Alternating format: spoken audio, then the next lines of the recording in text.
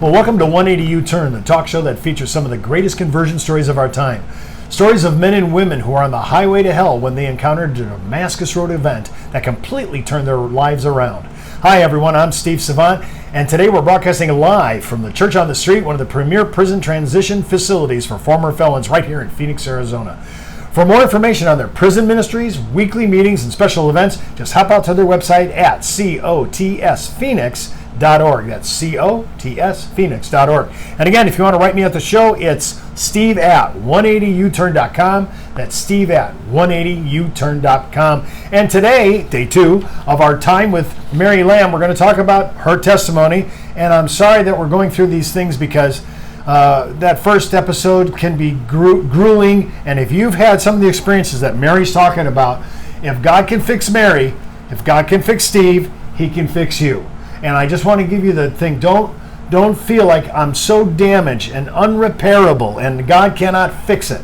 And I just wanted to say that I've met many people like Mary who have went through these experiences and come out the other side with light in their face. So, amen. Yes. So, well, let's go. Let's carry on. I'm so sorry we got we got 2 more days of bad boy stuff, and this is day 2. So, when I'm thinking about how you were when you came back, you had this little experience in the back of the car. If you don't know what I'm talking about, go back out and watch episode 1. And you had a lot of emotion. You were okay physically and mentally. Yeah. Right? You were saying that you made a distinction between that being spirit, but not physically, or you weren't hurt, but not emotionally and spiritually. Right. So most people don't, they don't divide their personalities like that. Right. So give me a little taste of what you meant by that.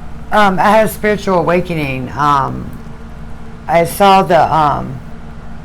Mm-hmm. I saw God moving in my life, and I knew He was real, and I knew everything that I knew about the Catholic religion was true. That it is, to me, in my opinion, it is a dead religion. Mm-hmm. They believe in Jesus, and I'm grateful for their religion at all existing, but I'm more grateful that God exists, and that He showed me the difference between religion and spirituality. Yes, and relationship with Him.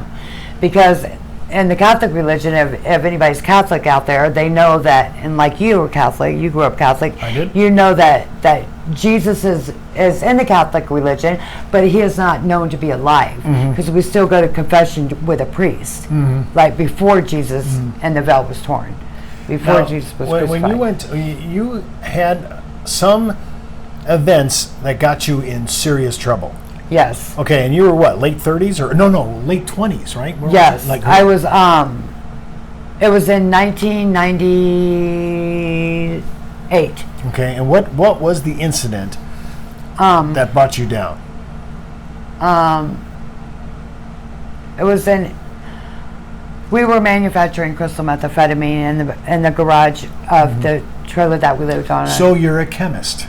Yes, yes. But I had children, my child and adults in the house. Even though it was separated, it's still considered. And how old was your child during this time? He was 25 months old on that day that they arrested us. And how did the police find out about your crystal meth lab? Through this girl that was in our ring. She was involved in our ring. She had been in our ring. She was well trusted, and well, apparently not that trusted, right?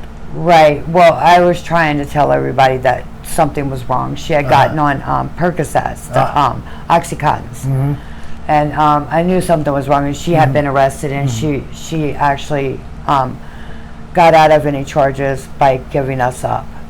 So we got busted, and on January. No, you went to jail. Yes. Did this freak you out? This is your first time going through jail, right?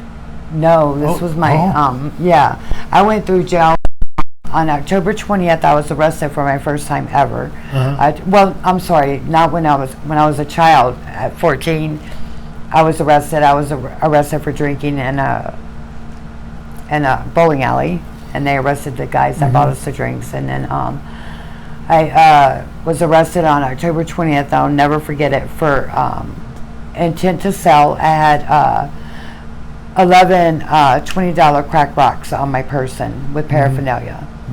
And I was pregnant with my son, 4 months pregnant at this time. And with you're my going son. to jail. Well, I only went to jail. I got bonded out for $2,000 cash bond only. Yeah, so very fortunate, by the way. Yes, That's very fortunate. And okay, so you went to jail, you got bonded out. Yes. Now you're going to go to your hearing. Right. But this was we're talking about the second time I was arrested for the manufacturing, right? Well, and what they got me on was the actual vulnerable adult/child abuse.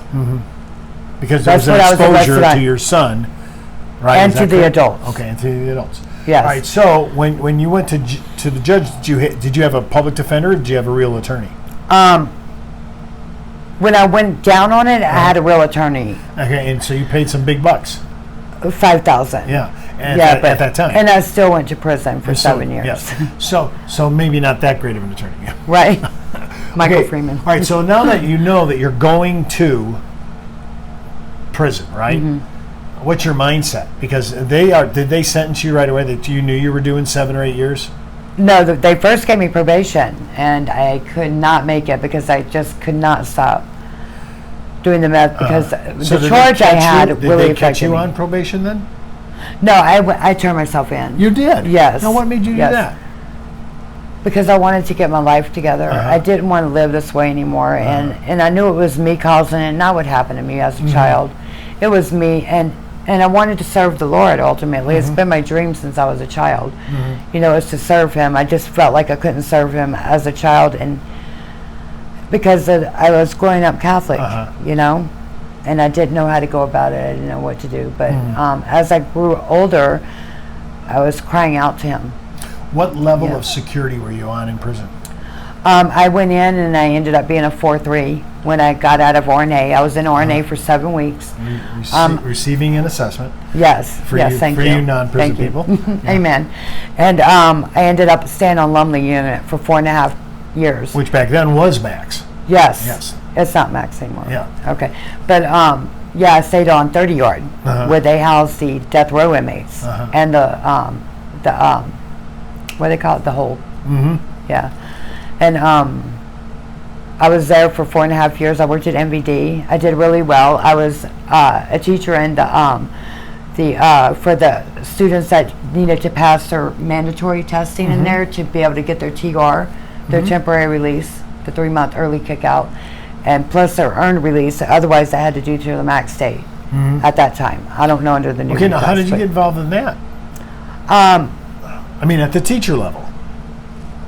I guess because they noticed that I was taking college courses like through the mail, and plus I was going to Rio Salado. I took computer technology, and they were interested in. They needed some people up there to work, and I worked at MVD as well. And then I worked for Mr. Lee at the library. I don't know if he's still there, but so you had a lot of opportunities inside. You took advantage of it. You went to college courses. You're passing your courses. Yes, with A's. Okay, so did that surprise you that you're doing pretty good academically? I've always done good academically, actually. So even though you have all these other things that we talked about, you still had your mind on straight. What's crazy, Steve, is my parents grew up in a somewhat normal, functional households. My dad's dad owned his own business. My dad owned his own business. They grew up. My mom was an only child, but her dad died in the Second World War with Hitler. He died in that war, and her mom ended up leaving her to my great grandmother, who was a registered nurse. So she had a good childhood, and she grew up nice and well, and married an alcoholic. But I guess we're all predestined for whatever our calling is in life, and because we live in a fallen world, things work. God saves us from our own free will. If we want to be saved and we want to give up our will from Him, He saves us from that. So there's a lot of girls in Perryville prison that just are like you that don't see it that way. I know. You know, unfortunately, because they've tossed in the towel. They've given up. These are the things that God has given me the whole time I was growing up. When I called out to Him at 2, which never would have happened, Steve, had I not been being molested for the first time then. And I knew it was wrong, and it was all preordained by God Himself.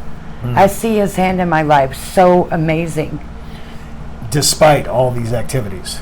During all these activities. And despite them. It's these activities from this fallen world and man's free will that actually brought me to this moment in time to be speaking to you and help other people, help other women, you know.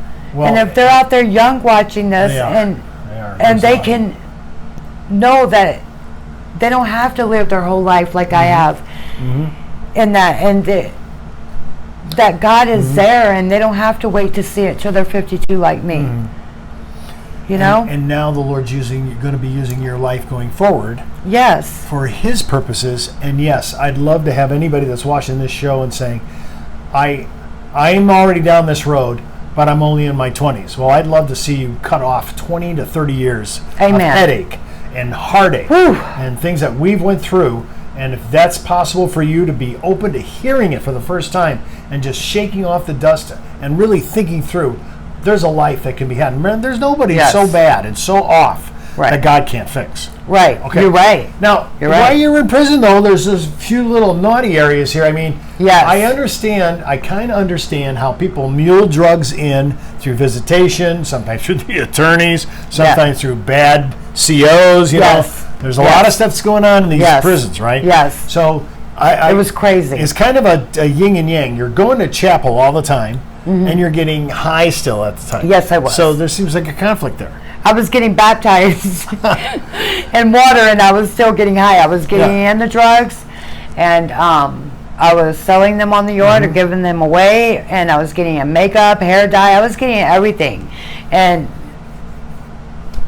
but I was doing well in there too. So the COs I was known as perpetrator. They called me perpetrator on the yard. The cops did, the COs did, but they weren't really calling me on everything I was doing wrong, you know. And there was a lot of sex going on the yard, not with me, but a CO3 got a inmate pregnant while I was when I hit Maria. Because I was under the new reclass. When they started the new reclass back in 06, I happened to drop from a 4.3 to a 2.1, to a 2.2. Ended up on Maria, where they had an MVD, the other MVD there. So I ended up there, and oh my goodness. Now, when you have an officer complicit in a sexual act on a thing, he's going to be gone. Yes. I mean, now on the federal facility, we had the whole swing shift unit doing this. I mean, they couldn't clear head count and we were working at MVD, they couldn't clear head count for lunch because the cops were on different opposite yards of what they were supposed to be on, locked in the cells and the inmates' cells. Yeah. I find this, first of all, as a taxpayer, this is awful. As using authority. I know it's not funny, but it isn't funny. Having officers. This is why these PREA laws are in place, and we had a guy at the federal facility that got himself in a sticky wicket, and it was actually a setup to get him off the yard. He's doing 14 years. 14 years. Wow. He had a wife. He had a family. Even us, we're under the same, as volunteers in prison, we're under the same jurisdiction. If you do anything, it's almost automatic time, unless you have the greatest attorney in the world. It's bad. And it's considered rape, Steve. It is rape because there's an authority issue. Power over us. Yes, power. Yeah, that's right. Power over the inmates. And and if any of and I have prison guys watch this from a monitoring point of view to make sure we're all saying good things.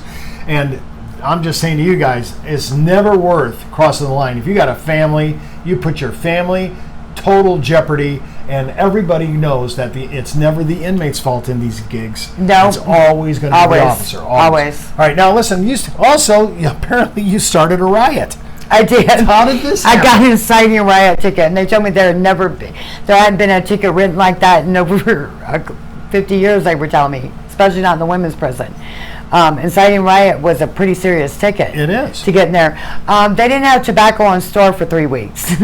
So the girls and I were talking out the women and I were talking out at the table in the middle of the North 40. You know what I'm talking about, right? I do. This was on Lumley Unit too.